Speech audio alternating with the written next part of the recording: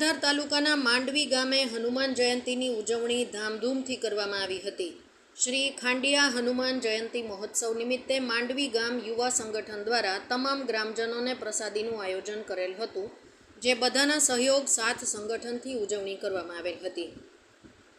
આયોજક હાર્દિકભાઈ ગોરધનભાઈ ભીકડિયા, ભાવેશભાઈ અશોકભાઈ ભીકડિયા, રમેશભાઈ ગોવિંદભાઈ ખીની, અરવિંદભાઈ ગોવિંદભાઈ ખેની, મનોજભાઈ અમરશીભાઈ ભીકડિયા, ગોરધનભાઈ નાગજીભાઈ ઝડફિયા, કલ્પેશભાઈ શ્યામજીભાઈ પાલડિયા, દિલીપભાઈ કાળુભાઈ ઝડફિયા, યુવા સંગઠન પ્લોટ વિસ્તાર।